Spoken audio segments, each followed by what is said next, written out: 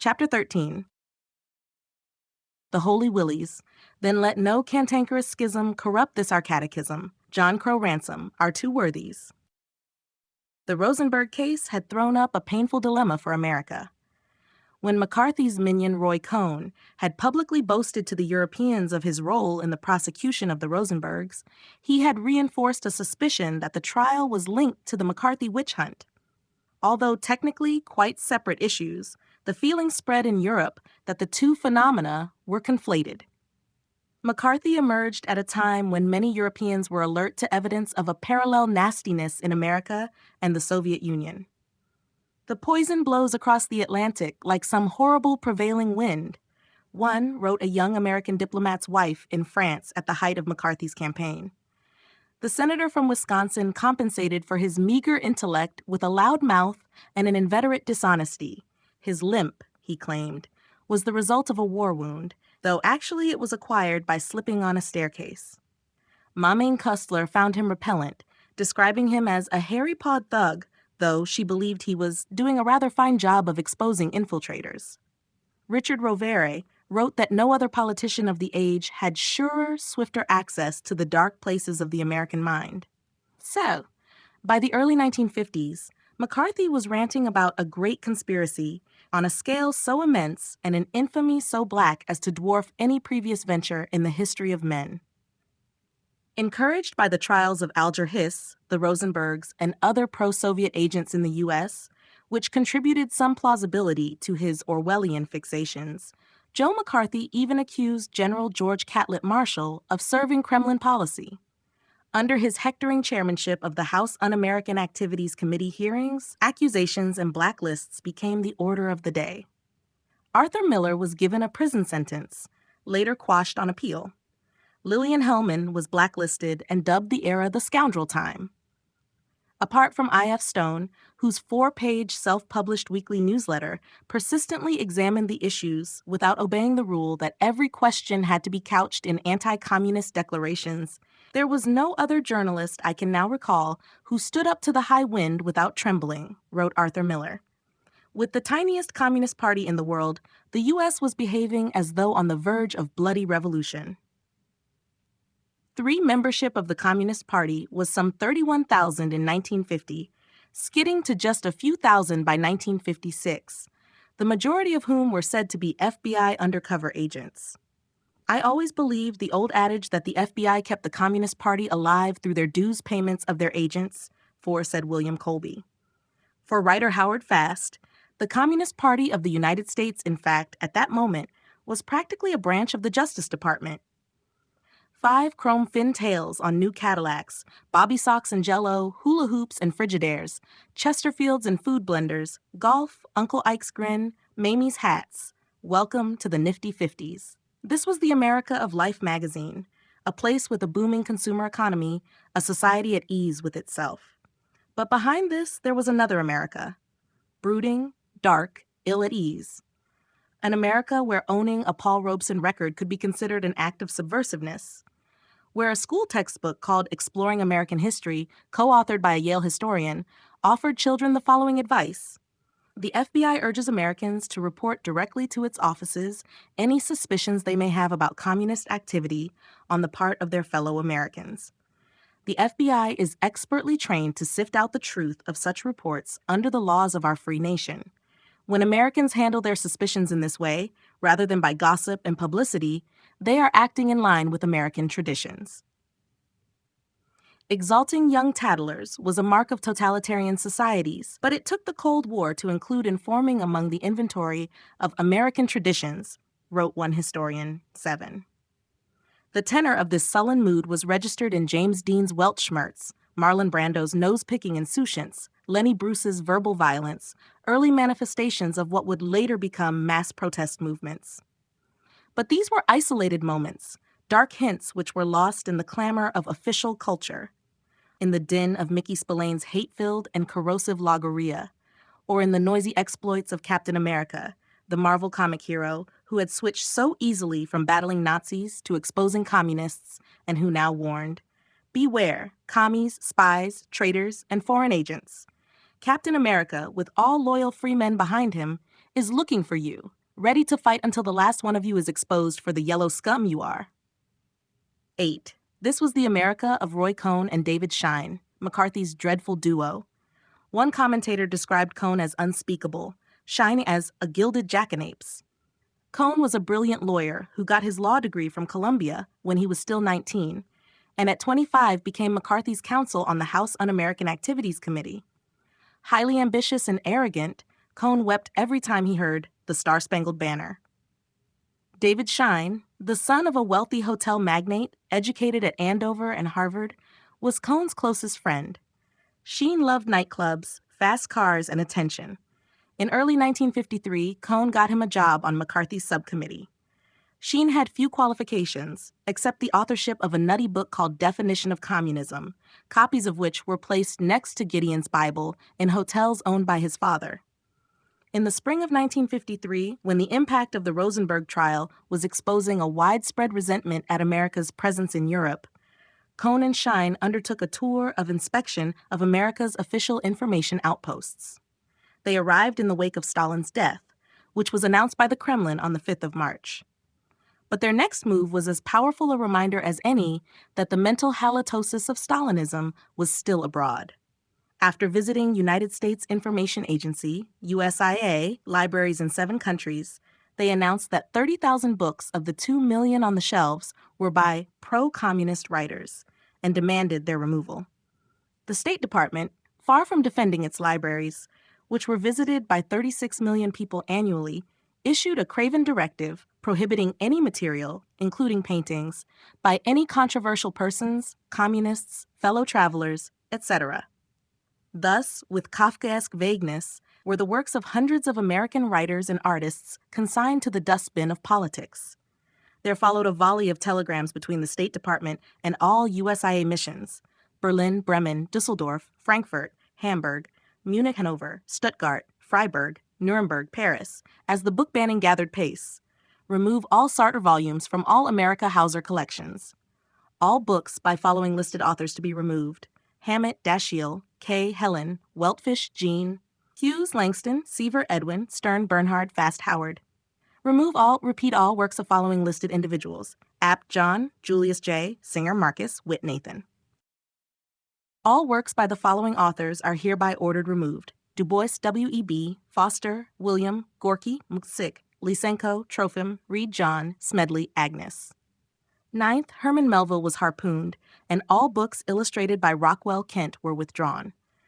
On the 20th of April, 1953, the U.S. Embassy in Paris cabled the Department of State: the following books have been withdrawn from the USIA library in Paris and in the provinces: Howard Fast, The Proud and the Free, The Unvanquished, Conceived in Liberty, Dashiell Hammett, The Thin Man, Theodore Half, Charlie Chaplin, Langston Hughes, Weary Blues, Ways of White Folks, Big C, Fields of Wonder, Montage of a Dream Deferred, Not Without Laughter, Histoire de Blancs.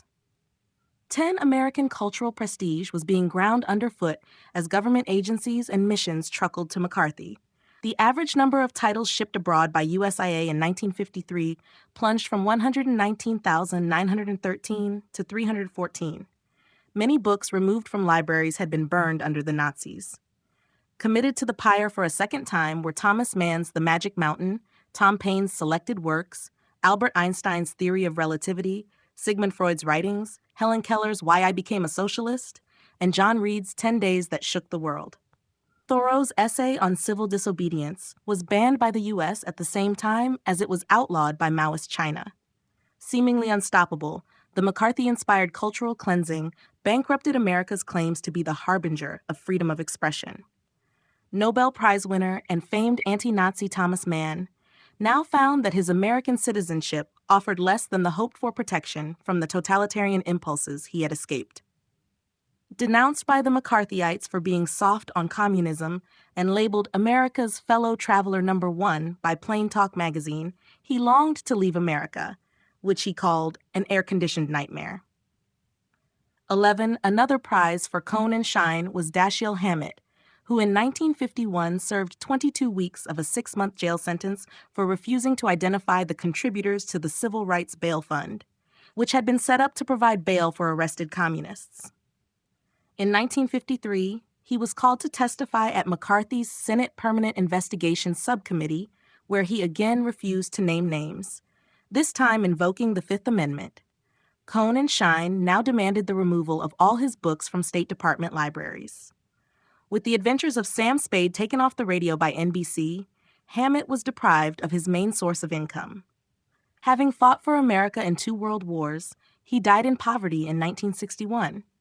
In spite of FBI efforts to prevent it, he was buried at his own request in Arlington National Cemetery, 12. Most of the living authors banned under State Department directives were also the subjects of voluminous and often ridiculous files at J. Edgar Hoover's FBI. The activities and movements of Robert Sherwood, Archibald MacLeish, Malcolm Cowley, in whose file Sidney Hook was named as the FBI's informant, John Crow Ransom, Alan Tate, Howard Fast, F.O. Mathieson, Langston Hughes, and of course, all the old Beatus Noir from the Waldorf Astoria Conference were monitored. When Ernest Hemingway complained to his friends that he was under surveillance by the FBI, they thought he was losing touch with reality. His file, released in the mid-1980s and running to 113 pages, confirmed Hemingway's suspicions. He was followed, tapped, and harassed by Hoover's men for over 25 years. Shortly before he took his life and suffering from deep depression, Hemingway checked into a clinic in Minnesota under an assumed name. A psychiatrist at the clinic contacted the FBI to check that there were no objections to Hemingway registering himself in this way, 13. The file on poet William Carlos Williams describes him as a sort of absent-minded professor type who uses an expressionistic style which might be interpreted as being code. This was enough to ensure that when Williams was appointed consultant in poetry to the Library of Congress in 1952, he did not serve because he failed to pass the security test. The post remained vacant until 1956. The poet Louis Untermeyer was placed on the FBI's security index, which classified him as a national security risk, in 1951.14. Shortly afterwards, Untermeyer locked himself in his apartment, refusing to come out for almost a year and a half, hostage to an overwhelming and paralyzing fear. The essayist Murray Kempton believed that Hoover was stark, raving mad, and imagined that his nights were haunted by the suspicion that somewhere there might be someone who didn't revere him. Discussing the problem of cultural censorship on 10th of July 1953, Eisenhower's cabinet concluded weakly that we cannot screen without looking like a fool or a Nazi. Can be done quietly if enough time and intemperate souls were taken out. Definite intention now to select new books to conform with law. 17. This was hardly the robust response needed. Letters were flooding into American posts all over Europe, criticizing the book banning. The British, who had taken the decision to leave copies of Mein Kampf on the shelves of German libraries after the war, until it becomes a joke, took a very dim view. Part of the problem was that Eisenhower, instead of getting down in the mud with McCarthy, thought he could eclipse him with his own anti-communist crusade, a strategy endorsed by his Secretary of State, John Foster Dulles. McCarthy, meanwhile, had his doubts even about Eisenhower. Rumors were circulating that, under Ike's supreme command in post-war Europe, there had been massive penetration of American government offices, especially in Germany, by communists. Surprisingly, it was Nicholas Nabokov who fanned the flames of this allegation, feeding information to the Alsop brothers about the seriousness of the infiltration, claiming that the communist fifth column had virtually controlled the Eisenhower command. Also under attack was the State Department's Voice of America. As McCarthy staged televised hearings featuring wild tales of communist penetration of America's foreign broadcast service, employees who had helped build the service up were summarily sacked. In March 1953, a Voice of America producer called down to the music library for a recording of the Song of India, but was told by the librarian he couldn't have it, as it's by Rimsky-Korsakov, and we're supposed not to use anything by Russians. McCarthy's attacks on the State Department were relentless and culminated in the accusation that Dean Acheson, this pompous diplomat in striped pants with a phony British accent, was coddling communists. The charge that Acheson, the architect of the Truman Doctrine, was soft on communism rang a little hollow. McCarthy himself most likely didn't believe it. But the fact that Atkinson waxed his mustache and bought his suits in Savile Row was a real indictment. Like Mussolini before him, McCarthy was an autarkist. He wanted Made in America. His was the voice of the yahoos who rejected the anglicized values of people like Atkinson. McCarthyism was a movement, or a moment, fired with populist resentment against the establishment. In turn, McCarthy's vulgar demagoguery was received as an insult by the ruling elite. He represented what A.L. Rose in England scorned as the idiot people. He offended Brahmin taste, which recoiled at mediocrity, hick mentality, the dreaded mid-cult. Political mandarins like the Alsop brothers, Joseph and Stuart, viewed McCarthy as a heartland populist stirring up passions against the country's foreign policy elite.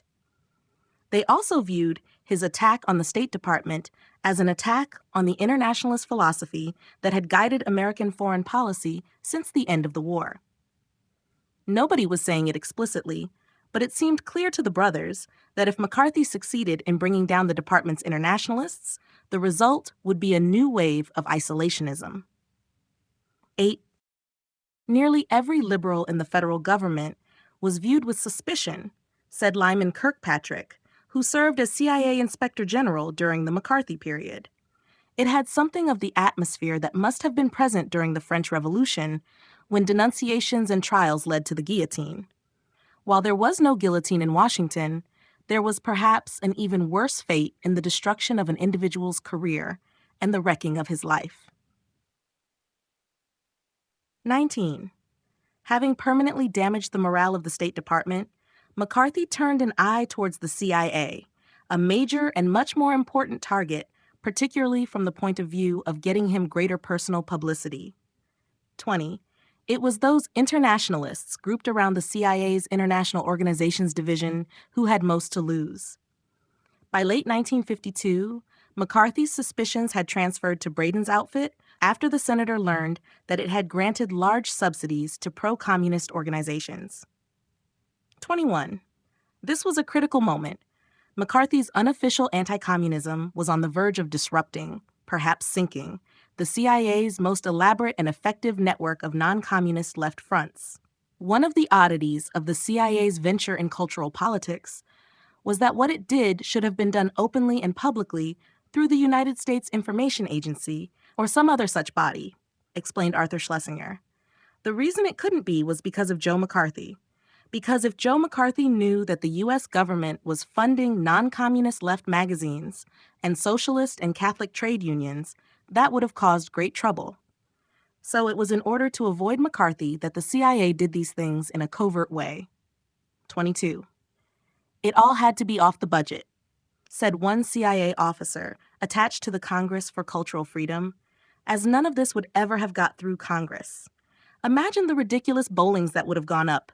They're all communists. They're homosexuals, or whatever.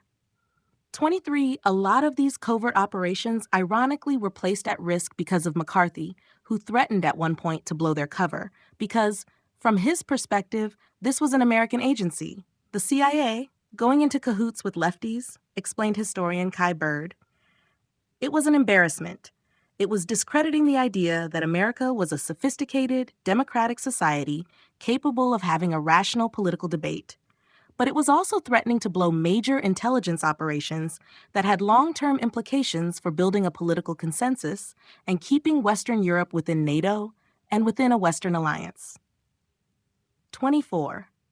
With McCarthy's bloodhounds sniffing around the agency's non-communist left program, the CIA needed to recede as far as possible into the background. But at this critical moment, the American Committee for Cultural Freedom opened its mouth.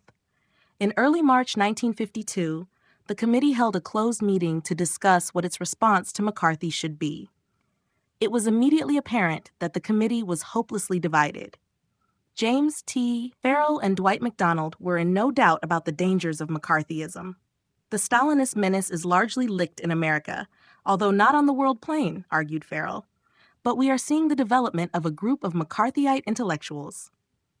25. He went on to define McCarthyism as know-nothingism, as an undue pressure to conformity and orthodoxy. MacDonald offered two positions: the pure one, which means making no distinction between communists and non-communists in matters of civil rights and cultural freedom, and the impure one, which means defending only people who are penalized on false or unproven charges of communism. 26. He hoped the committee would take the former position, but thought it should at least take the latter. Bertram Wolfe countered that the dangers in America today are a direct result of our failure to do the job of exposing Stalinists. If we don't do it, the men with clubs will. 27. Another member warned the committee against its tendency to attach itself to ready-made controversies and then take the official position. It has fallen into the role of defending the present line of the government. What it should be concerned with is discovering new problems and issues. The others will be taken care of by a vast propaganda machine. 28. Supporting this view was Richard Rovere, associate editor of The New Yorker, who said, "It is clearly our job to let the country know and let Europe know that it is possible to be against McCarthyism as well as against communist totalitarianism. The main problem here is that politics are beginning to determine culture." 29. But Sidney Hook, Daniel Bell, Clement Greenberg, and William Phillips, speaking for the majority view, refused to support a general condemnation of McCarthy.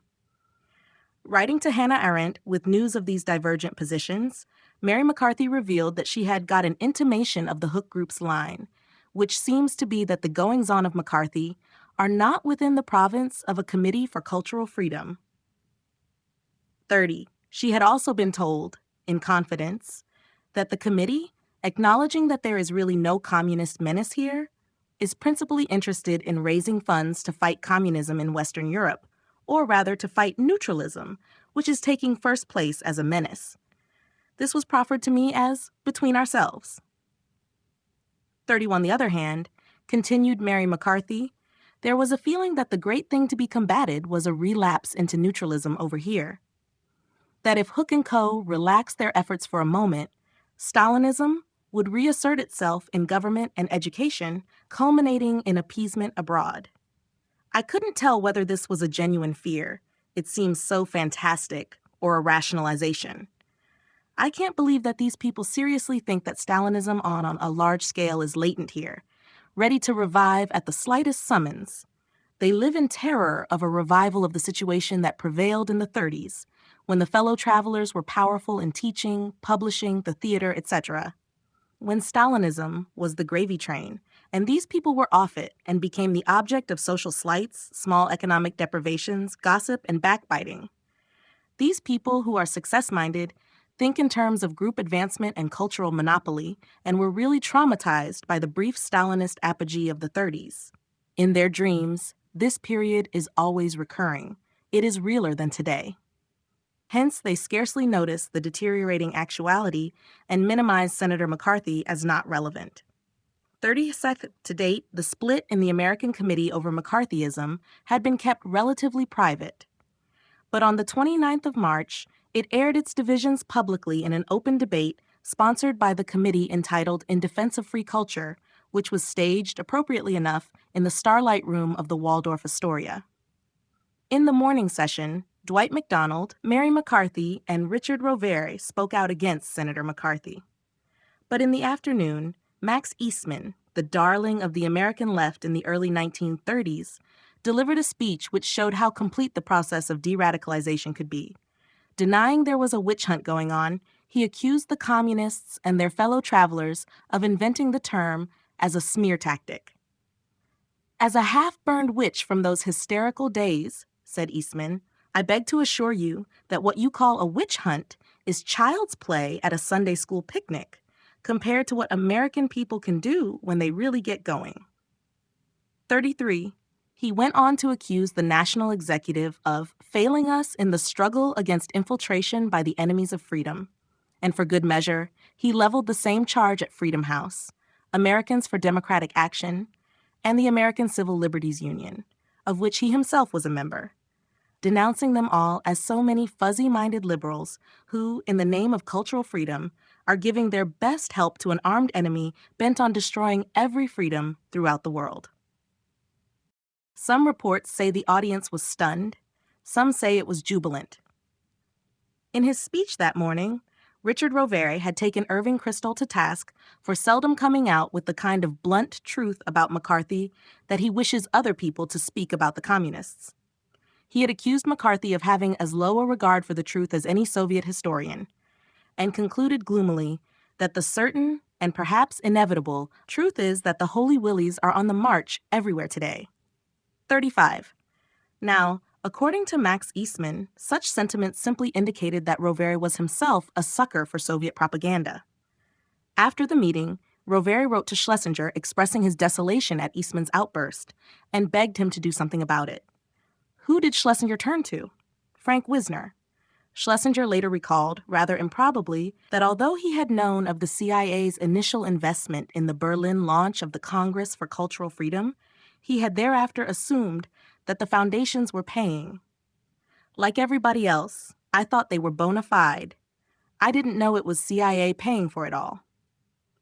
Half a century later, Schlesinger was still reticent about any formal relationship with the CIA in this matter.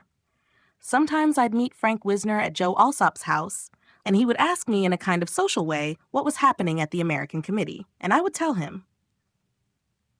36. So presumably, it was in the form of a social gesture that Schlesinger wrote to Wisner on the 4th of April 1952, together with certain enclosures, all of which, noted Wisner, present a rather alarming picture.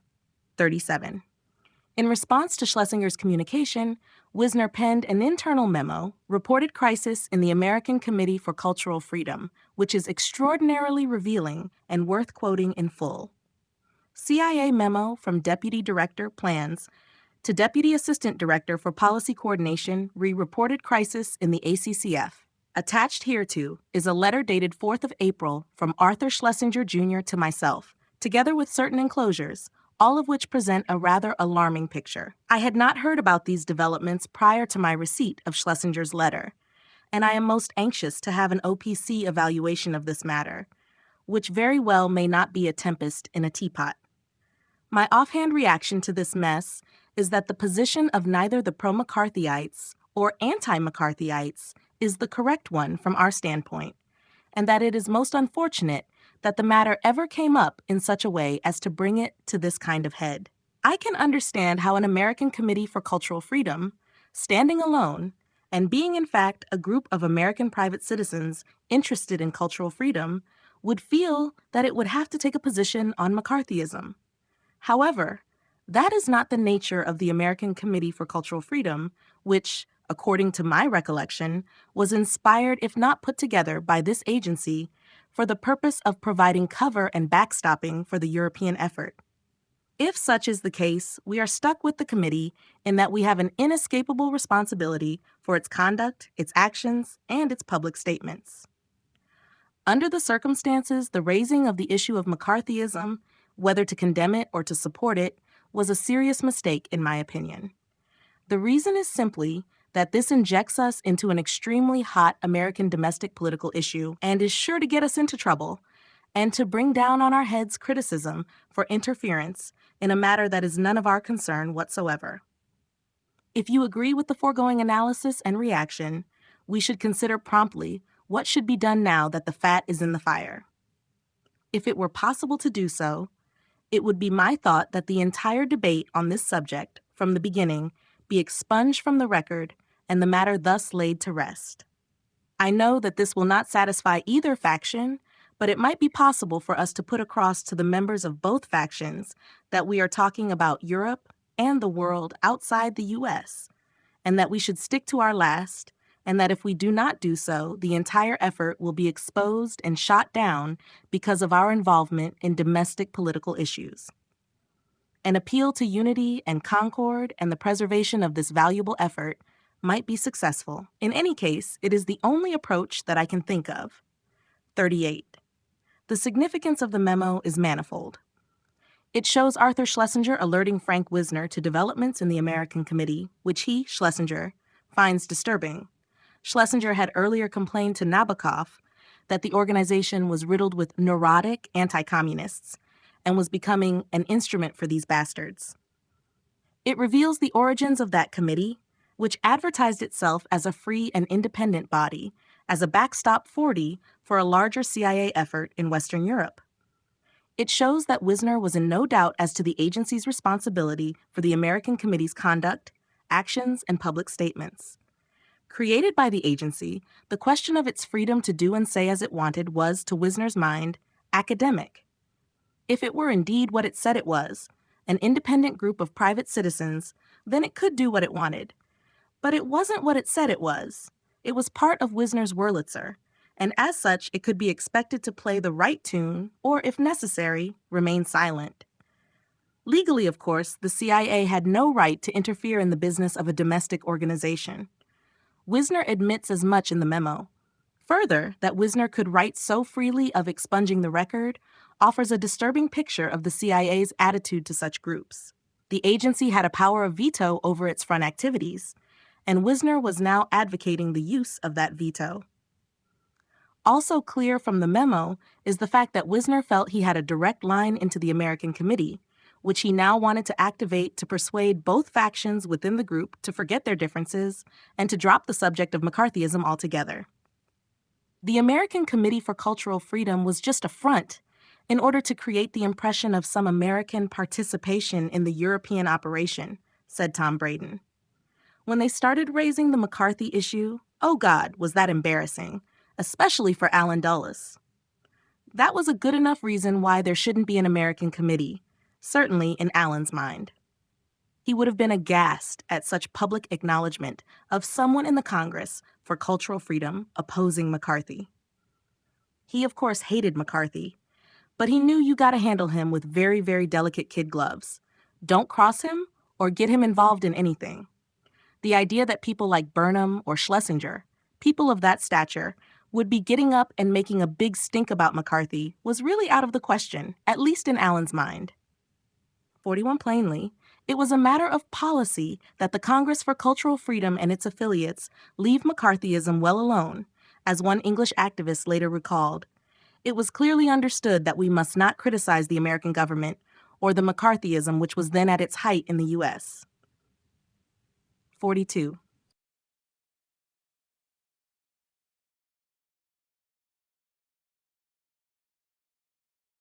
This was one of the matters discussed by de Neuville and Monty Woodhouse in their operations and methods meetings, and complemented a Foreign Office directive to the Information Research Department that none of its activities should appear to be attacking the United States in any way. Encounter's contribution to the subject of McCarthyism should be viewed in this context. Generally managing to avoid the issue altogether, when it did examine it, the tone was far from condemnatory. In an essay of extraordinary obfuscation, Tosco Fievel ventured that the mood in America which attended the rise of McCarthy was akin to the mood of England in 1914, when a century of English security crumbled.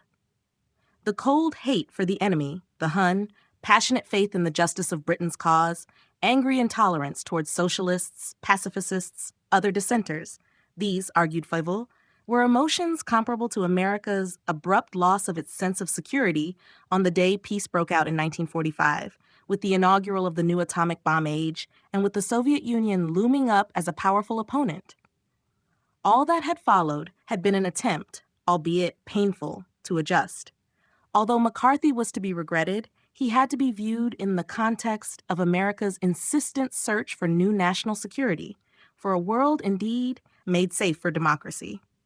This, concluded Fievel, was infinitely preferable to European wariness and skepticism of any such achievement. 43. The idea that Europeans had fundamentally misunderstood the circumstances surrounding McCarthyism was taken up by Leslie Fiedler, who argued that it was wrong to assume, as did so many vague anti-capitalists all over the world, that because McCarthy bellows against communist infiltration, this is sufficient proof that the whole idea is absurd. Assuming innocence by association, these people rushed to defend anyone who was accused by McCarthy. Dismissing as comedy claims that Americans were constantly twittering back and forth in fear of McCarthy, Fiedler concluded that the Wisconsin senator was a windmill against whom it was futile to waste one's blows, when there were real monsters to be fought. 44. The lesser evil card was also played by the young British conservative Peregrine Worsthorne, who announced in the November 1954 issue of Encounter that America has a checkered past and will no doubt have a checkered future. And the sooner we accept this inevitable fact, the sooner we will be able to take full advantage of her manifold blessings without harping on the blemishes. Legend created an American God. The God has failed. But unlike the communist God, which, on closer examination, turned out to be a devil, the American God has just become human. 45 Encounter is rightly remembered for its unflinching scrutiny of cultural curtailment in the communist bloc. But its mitigation of McCarthyism was less clear-sighted. Where the journal could see the beam in its opponent's eye, it failed to detect the mote in its own. Surely it was to be expected that those who claim to honor the cause of freedom should find a way to deplore that which assaulted or dishonored it. The American Committee had been right to raise the issue of McCarthyism, and the CIA was at fault for trying to suppress the debate. But Wisner was not a man to be delayed by such niceties. In his memo, he had suggested that an appeal to unity and concord and the preservation of this valuable effort might be successful. This appeal was swiftly organized. Nabokov's letter to Arthur Schlesinger, written in the fullness of preparations for the Paris Masterpieces Festival in April 1952, echoes Wisner's memo with uncanny precision. Frankly, I would deplore a split in the American Committee. It would endanger the work of the Congress and our French organization to an incalculable degree, he warned.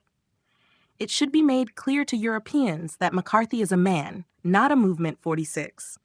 I am convinced that we must attack the individual actions and methods of McCarthy, but I question the utility and the logic of resolutions against McCarthyism, which would tend to imply, at least for Europeans, that McCarthy represents an authentic popular movement in the United States. Nabokov went on to urge Schlesinger to do everything you can to prevent a split in the American Committee. I cannot put my conviction strongly enough that such a rupture would virtually represent a death blow to our work here. 47 Case Officer Lee Williams revealed that if there were problems with Congress committees or affiliates or editors stepping too far out of line, then one way of getting the agency's veto in place without it being seen as such was to leapfrog all the bureaucracy and get a message directly to the offenders from someone on high within the Congress structure. 48. This job usually fell to Julius Fleischmann, who on one famous occasion warned the editors of Encounter that their funding might be jeopardized if they insisted on running a controversial article. Nabokov appears to have assumed a similar function, both here over the question of the American Committee's intrusion into the McCarthy minefield and on future occasions. Either Nabokov was positioned to intercede in such instances without his knowing at whose behest, or more likely, he did so wittingly. If we had fought back from the beginning instead of running away, these things would not be happening now, 49 wrote John Steinbeck, at the height of the McCarthy crusade. The terrible thing is that many of those victimized, and the American people as a whole, accepted this sentence of guilty, wrote John Henry Falk. They accepted the right of vigilantes to bring charges, to make the decision, and to pronounce the sentence. And we all kept quiet. We felt that silence would make us safe. 50. While Soviet writers and artists were persecuted on a scale which does not and cannot bear comparison with the McCarthy campaign in America, both scenarios shared similar elements. A visit by the Alsop brothers to the McCarthy lair on Capitol Hill contained all the motifs of the Soviet nightmare, with McCarthy himself bearing more than a passing resemblance to a Stalinist apparatchik or secret policeman. The anteroom is generally full of furtive-looking characters who look as though they might be suborned State Department men, 51 the Alsops wrote.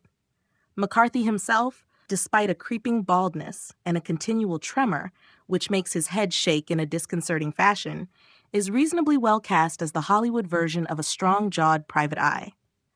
A visitor is likely to find him with his heavy shoulders hunched forward, a telephone in his huge hands, shouting cryptic instructions to some mysterious ally. Yeah, I can listen, but I can't talk. Get me? Yeah? You really got the goods on this guy? The senator glances up to note the effect of this drama on his visitor. Yeah? Well, I tell you, just mention this sort of casual to number one and get his reaction, okay? The drama is heightened by a significant bit of stage business. For as Senator McCarthy talks, he sometimes strikes the mouthpiece of his telephone with a pencil. As Washington folklore has it, this is supposed to jar the needle off any concealed listening device. In short, while the State Department fears that Senator McCarthy's friends are spying on it, Senator McCarthy apparently fears that the State Department's friends are spying on him. 52. Here was the rationale for Wisner's memo. The reason for stopping the debate was because McCarthy was breeding a miasma of neurotic fear and internal suspicion. And outside the U.S., this threatened the very fundamentals of the CIA's efforts to achieve convergence with the non-communist left.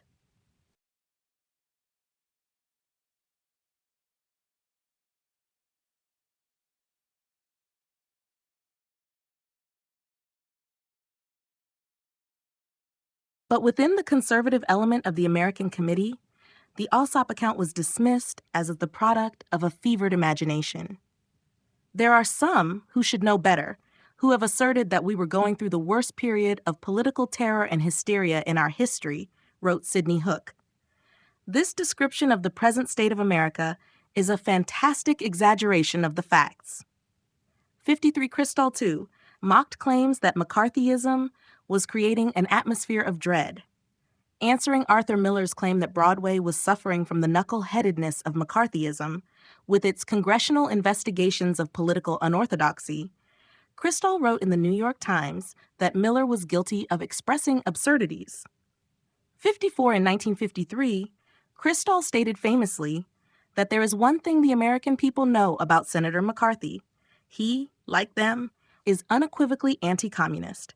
About the spokesman for American liberalism, they feel they know no such thing. At the same time, Stephen Spender concluded gloomily that every now and then an American writer crosses himself with a pious anti-communist sentiment, and one suspects that instead of saying Ave Maria, he is really saying Ave McCarthy. 55 Josselson had been against setting up the American Committee from the very beginning, and in the wake of the McCarthy flap, he felt vindicated. Braden, too, had considered it unwise, saying later, "I think it was Sidney Hook's idea, but I thought it was a mistake. It seemed to me it was setting up a rival organization to the Congress in Paris, and also it would be full of hardliners. Some of the American Committee people were pretty close in character to McCarthy. Worse, these were people who had access to the ears of influential people in the State Department, and this could create problems for the agency."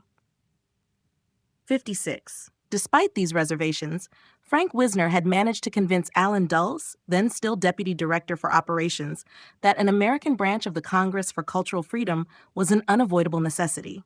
It was, said Melvin Lasky later, and perhaps at the time, part of the endemic, integral nature of the covert thing. The agency couldn't participate in domestic affairs, and yet you had to have an American committee. How could you not? It would have been an inexplicable anomaly. You say you're international, so where are the Americans? It would have been like going into a prize fight with only one glove. It was the weakest side of this covert thing, but you had to have it. How not? 57, however, faced with the committee's disintegration, in a public display of acrimony and recrimination over whether or not to oppose McCarthy, Josselson and his CIA superiors had real reason to be concerned. The danger was that if the American Committee folded, it would regroup under the same name, but without the moderate wing represented by Schlesinger and Rovere and their sensible friends. The last thing Josselson needed was a hardline pressure group, quite at odds with the European effort. Those who expected the American Committee to defend cultural freedom from the depredations of McCarthyism were disappointed. Its wishy-washy stand on this question caused the Congress much embarrassment throughout the world, 58 Josselson later said. It did publish a book, McCarthy and the Communists, by Midge Decter and James Rorty, but its main attack was aimed at McCarthy's lazy methods rather than his pursuit of alleged communists. Appearing in 1954, it was a belated and rather ambiguous contribution. That it was published at all provoked James Burnham to lead a walkout of the conservative wing of the American Committee. At about the same time, Burnham also ended his lifelong association with Partisan Review. That the American Committee for Cultural Freedom, like Encounter, sought to deny or minimize the risks to culture of McCarthy is a troubling legacy. Depressed by the lack of any sustained analysis of the problem, Mary McCarthy wrote to Hannah Arendt of her vision of a curious amalgam of left elements, anarchist elements, nihilist elements, opportunist elements, all styling themselves conservative in a regular Narrenschiffe ship of fools. The great effort of this new right is to get itself accepted as normal. And this, it seems to me, must be scotched if it's not already too late. 59. While Senator McCarthy planned his assault on the CIA, Allen Dulles took over as its director. Unlike his brother, John Foster Dulles, whose black Protestantism and aggressive anti-communism restrained him from challenging McCarthy, Allen Dulles was determined to prevent a jumped-up hack from Wisconsin from destroying the agency. He warned his employees that he would fire anyone who went to McCarthy without his personal authorization. Some CIA personnel had already received mysterious phone calls from McCarthy's associates, who included a shady Baltimore figure called Ulysses Amos, a Greek-American who had been booted out of the OSS, itself quite an achievement, and now ran a private intelligence agency called the International Services of Information Foundation, which McCarthy quietly subcontracted to dig up the dirt on CIA staffers. Suddenly, agency personnel were being told by anonymous callers that it was known that they drank too much or were having an affair, and the caller would make no issue of this if they would come around and tell everything they knew about the agency to a McCarthy devotee, 60. But Amos proved he could not handle the opening of an envelope, much less a serious investigation into members of the espionage establishment. McCarthy's first shot, an attack on William Bundy in July 1953, blew up in his face. Bundy, a member of the CIA's Board of National Estimates and Dean Ackeson's son-in-law, had contributed $400 to the Alger Hiss Defense Fund. This, deduced McCarthy, meant that Bundy must be a communist. "I just happened to be in Allen's office when this came up," recalled Tom Braden, and Bundy was there. Allen told him, "Get out of here and I'll deal with it." Bundy took a few days' leave, and Allen went directly to Eisenhower and said he wasn't going to fuck about with this mess from Wisconsin. 61. Dulles actually told the president he would resign unless McCarthy's attacks were stopped. This, finally, is what seems to have prompted Eisenhower to action. After Vice President Richard Nixon was dispatched to pressurize McCarthy into dropping his plans for a public investigation, the senator suddenly became convinced that it would not be in the public interest to hold public hearings on the CIA, that perhaps could be taken care of administratively. 62. This took the form of a compromise, whereby McCarthy had to make his complaints against the agency in the privacy of Allen Dulles' office. Bringing with him lists of alleged homosexuals and rich men in CIA employ, he demanded a vast internal purge of the CIA. If Dulles failed to comply, McCarthy threatened to pursue a public investigation. The pressure took its toll. Security standards were tightened. In one case, the CIA's loss was Hollywood's gain. A young political science graduate with a classic New York accent called Peter Falk of Columbo fame applied for entrance to the CIA's training program in 1953, but his application was rejected because he had once belonged to a left-wing union. 63. The employees of Braden's IOD were subject to special scrutiny because of their alleged political liberalism. Braden's director of trade union operations was fired because he had briefly belonged to the Young Communist League in the 1930s. But worse was to come. In late August 1953, Braden was sailing in Maine with Richard Bissell, who had taken a short break from his job at the Ford Foundation to enjoy his yacht, the Sea Witch. Anchored in Penobscot Bay, Braden received an urgent message informing him that the McCarthyites had discovered a red at the agency. The man in question was Braden's deputy, Cord Meyer Jr., who had been recruited by Allen Dulles in 1951. With Dulles and Braden both away on vacation, there was nothing to stand between Meyer's pants and the force of McCarthy's boot. He was suspended without pay pending a security investigation and found himself rereading Kafka's The Trial, understanding as never before the plight of his bewildered hero, who could never discover why or by whom he had been accused. 64. Cord Meyer wasn't red. He wasn't even pink. Among the charges listed in a 3-page document was the fact that he had once shared a lecture platform with Harlow Sharpley, a Harvard astronomer known for his leftist political views. Also noted was Meyer's association with the National Council of the Arts, Sciences, and Professions, which had been cited as a communist front by the House Un-American Activities Committee. Both alleged crimes dated to the immediate post-war years when Meyer had been a leader of the American Veterans Committee, a liberal organization designed to offer an alternative to the ultra-conservative American Legion, and a founder of the United World Federalists, which called for world government and was more utopian than liberal. My immediate boss, Tom Braden, was consistently supportive and encouraged me to believe that there was never any doubt that I would be able to clear myself, 65 Meyer later wrote. And indeed, there was never any real chance that McCarthy's charges would stick. On Thanksgiving Day 1953, 2 months after his suspension, Meyer received a telephone call from Allen Dulles. He had been entirely cleared of the disloyalty charges and was free to come back to the agency. The episode was to mark Meyer for the rest of his life, and it serves to illustrate one of the great paradoxes of Cold War America. Whilst CIA men worked around the clock to defeat communism, they were being tailed by fellow Americans who claimed to be bent on the same objective. If Juvenal had wondered who was guarding the guards, the question here was more, who was slaying the dragon slayers? McCarthy was finally eclipsed in late 1954 and died an alcoholic in 1957. But Dwight MacDonald's characterization of McCarthyism as a mock-heroic epic, an interlude in our political history so weird and wonderful that future archaeologists may well assign it to mythology rather than history, 66 was wishful thinking. America would struggle to exorcise the demons McCarthy had raised for years to come. At the time, the values he espoused and the assumptions on which he had based his crusade remained mostly unchallenged. As one observer put it, McCarthy was censured and quashed, but not McCarthyism.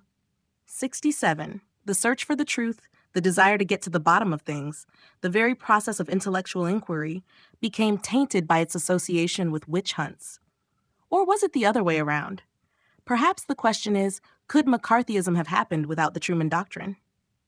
Was the departure from the elementary rules for the ascertainment of truth, where judgment was clouded by fear and hostility, where what Murray Kempton described as overattendance upon the excessive distracted men from noticing how bad the normal is, the essence of Cold War thinking? Our leaders became liberated from the normal rules of evidence and inference when it came to dealing with communism, Senator William Fulbright later argued. After all, who ever heard of giving the devil a fair shake? Since we know what he has in mind, it is pedantry to split hairs over what he is actually doing. The effect of the anti-communist ideology was to spare us the task of taking cognizance of the specific facts of specific situations. Our faith liberated us, like the believers of old, from the requirements of empirical thinking.